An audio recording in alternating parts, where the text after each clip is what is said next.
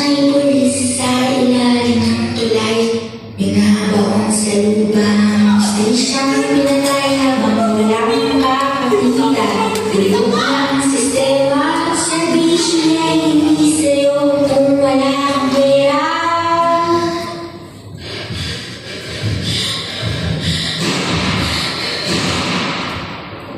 May pulis sa ilalim ng tulay, binabaon sa lubang station, pinatay habang walang nakakakita.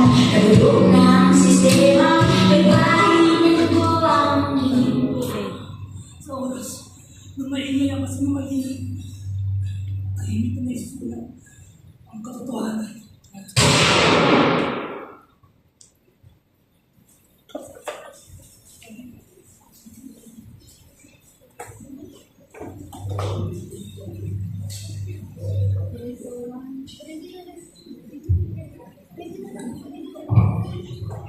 Red light.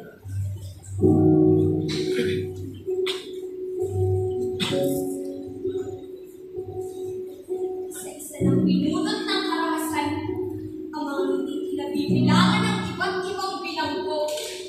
Mga bilanggo na alipin ng bulok na sistema sa bilangguan. Simulan sa paglaya ng ngiping mapagpanggam. Sinundan ng pag-usok ng mga mangingilo na nagdulot sa paghihingalo ng isa at sa pagtakas na gulo sa pagkakaayos nito.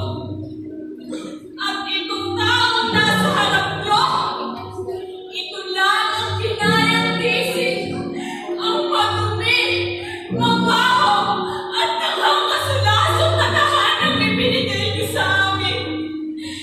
Ngunit, hanggang saan ako mananatili? At sa oras na maingay ang kasinungalingan, tahimik na isusulat ang pangalan.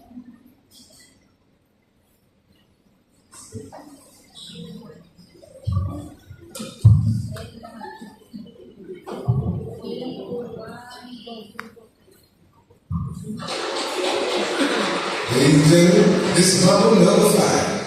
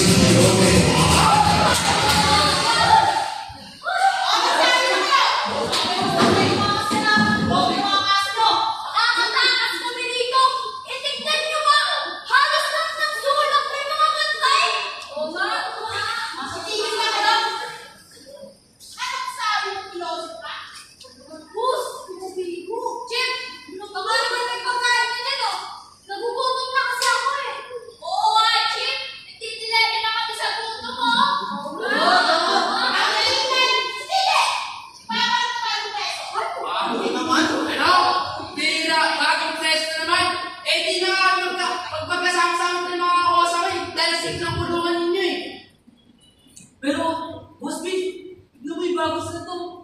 Gusto mo mag-ubus na to. Baldo! Ready ah. Saan? Ingatan! Boss! Tama, boss! Diyos ka pa, so. Ganda ng kaliskis! Walang ginawa talaga. Ginawa mo naman ang isda na bago na rin. Sa'yo naman! Lalo ka naman to! Kaya ba tinuro sa'yo? Ang pagkasa ng mga bagong babae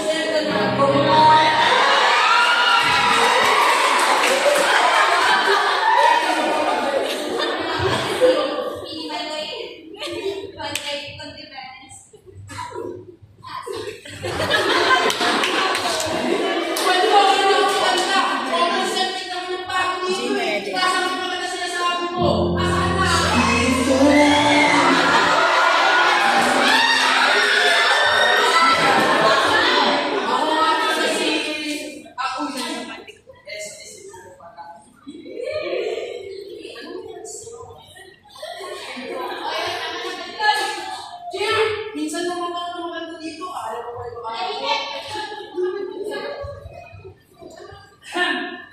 Bagong salita.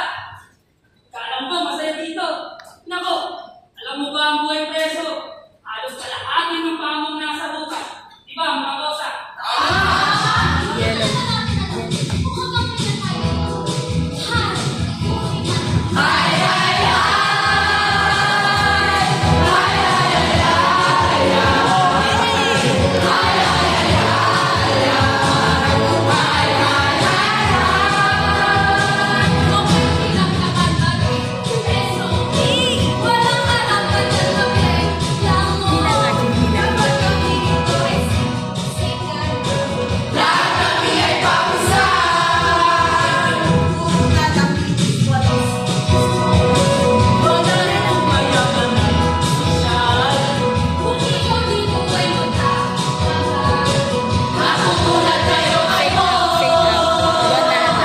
Welcome dito sa aming selda. Dito nga pala nakulong ang tropang Toro Bang! Bago pa lang magpakilala, mga boging namumuno dito. May matibang rason kung bakit kami nakulong. Kahit yung lahat yun kung paano intindi ang bawat isa sa amin. Boss! Parang kanina ko kaya papansin na nagpapasikat ka sa bagong salta. Alam mo nga ako. Ako, bago ng sikat, ang hanap kong pagkain. Kaya nga, Boss B, gutom na nga rin ako eh. Chip! Chip! Baka naman may pagkain ka dyan. Nabubuto na yung mga kausap ko. Rita! Santos! Ito yung pagkain ko!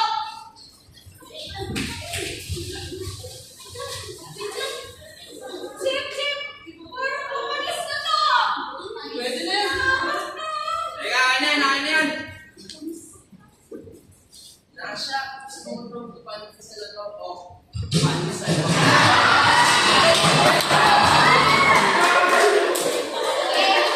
Okay lang ako, pero pwede ba kain na lang ng papel? No! Papel lang iyo! Sir, papapel ka kasi!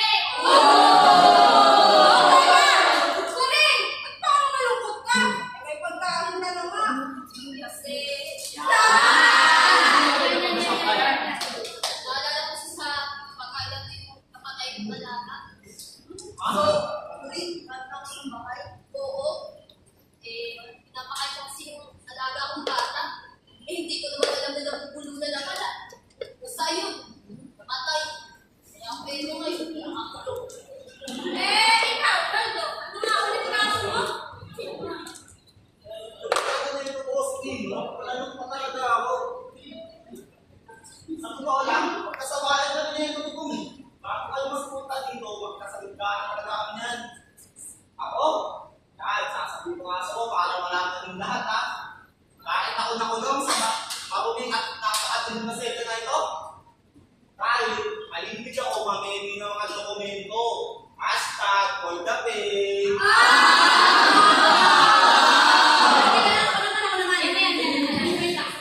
Ano? Tumingin ako sa kanan. Tumingin ako sa kaliwa.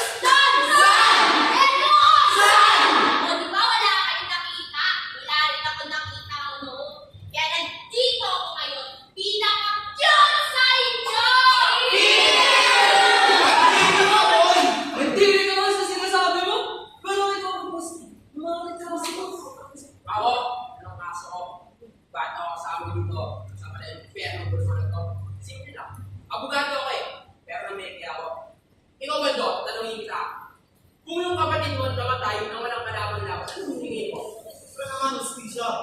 Yan ang ginawa ko. Naging abogado ako, pero peke, alam naman kasi natin dito sa Pilipinas, kung sino yung mapera, kung lang papapurang batas. Di ba?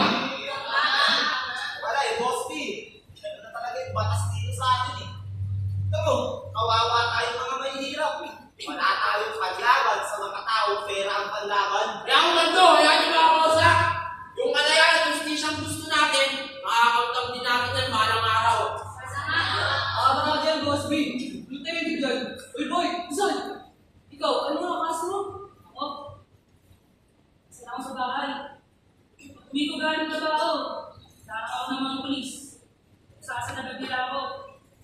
Sabi ng isang pulis, nakita ako na droga sa loob ng bahay. Ang nanay ko, nasa probinsya. Ang alam mo, nagtatakbo ako sa Manila. Tapos ito, babae sa kasalanan, hindi ko naman ginawa. Ano kaya ginawa sa akin?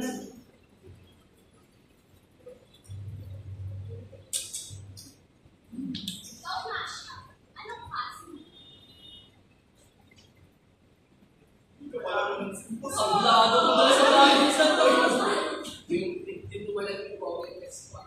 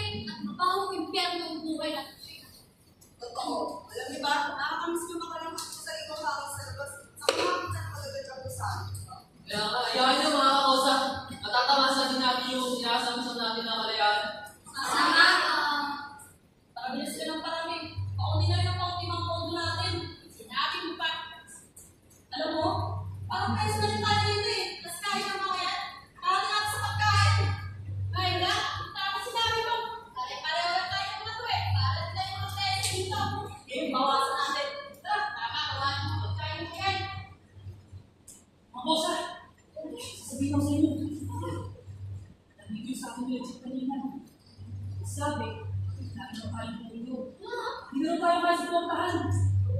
Ikaw ba yan, sorry? Makapigis. Totoo! Tika talaga tayo ako. Dali nga, sorry. Ako man yan. Boss, gagawin natin ito. Ano katulungan? Anong pahay mo kung may naguluhan dito? Kanya ba tuloy sa aming mga pulis? Ha? Ayaw nyo kami ng mga oso dito na mamatay na lang sa gutom.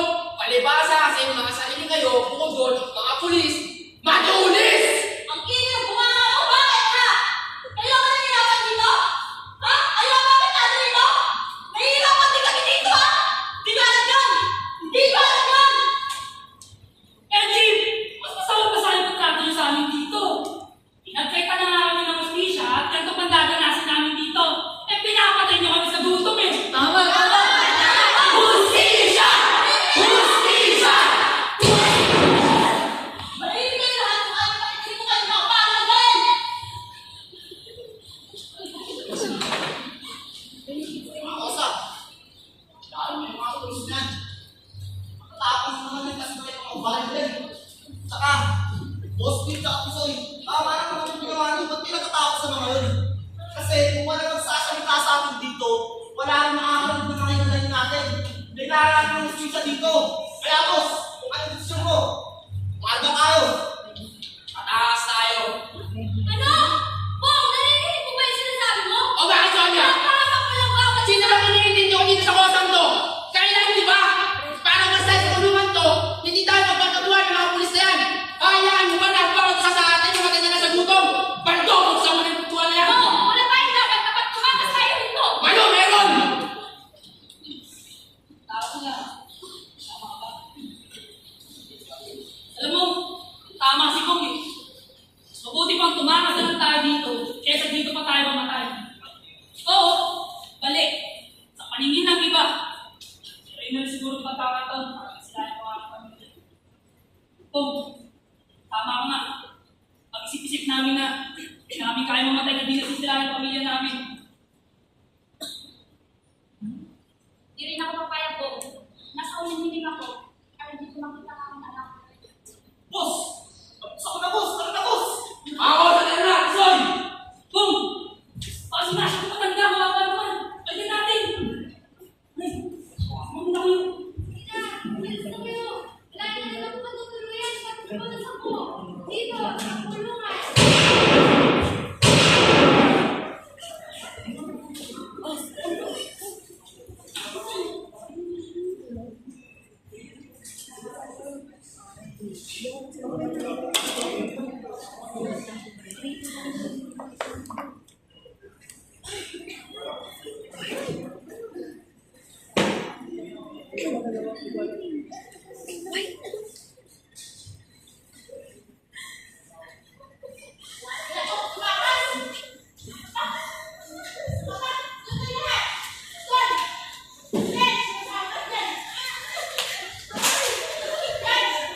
Lalo ka na!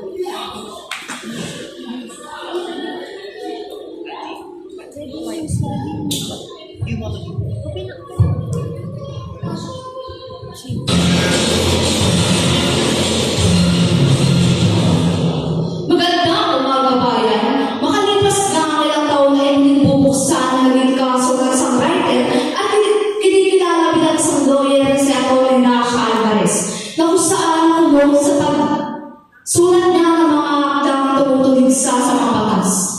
Ngunit sa huling interview natin kay Atty. Alvarez ay sinabi niya na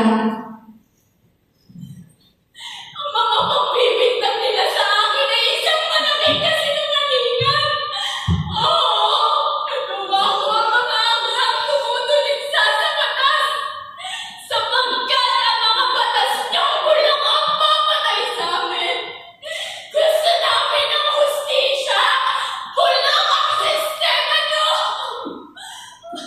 ayan lang ang mga binatawang salita ni Atty. Alvarez bago siya sumakulong. Sa bilangguan ng akusasyon na kulong ay doon nangyari ang pagtakas ng mga bilanggo at ang iba nga dito ay namatay. Hindi kasama sa mga tumakas sa Atty. Alvarez kahit ang kanyang asistensya ay bababaan.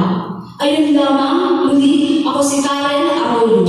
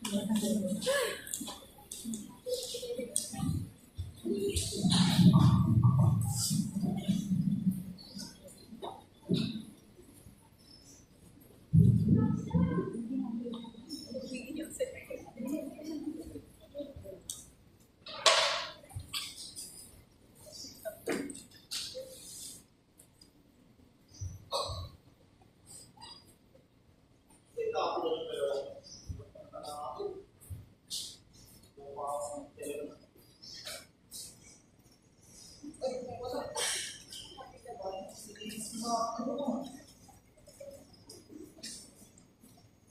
Siyempre, malagod din nakadalaw sa inyo. Isa sa trabaho eh. Nakakamusin tuloy kayo sa amin, lalo na ko. Naalala ko tuloy yung makakagawa sa kulungan. Kala ko ba hindi nang tayo sa kulungan?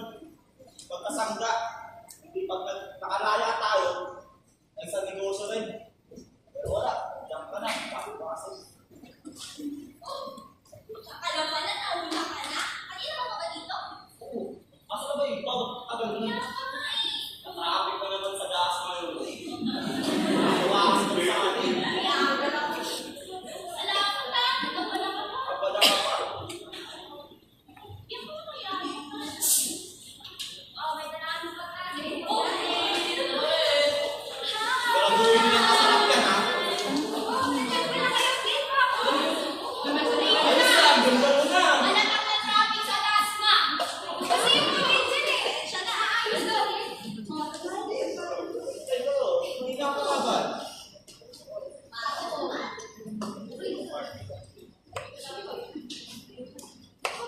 Sir na pala mga ito ah. Ito na ba? Oh, nandiyan na pala si Atty. Nasha.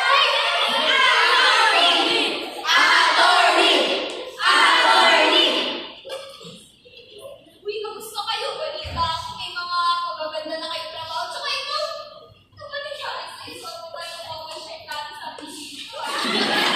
Nag-enjoy doon. Ako nga siya nag-enjoy ko. Nakakita sa inyo. Siyempre, hindi naman normal. Nagaling sa duty. Oo, ginagawa kasi ko na yun sa PNP. Kaya pala na siya nagkaroon. Gusto pala yung kwento na Pero attorney, salamat ha. Hindi dahil sa'yo. Hindi na may makakapit sa akin. Oo nga, attorney, dahil sa'yo, nakalaya na ko at napunang ko sa anak ko. Sikat na sikat na nga yung librong sinulat mo, attorney Nasha. Oh, wait lang ha.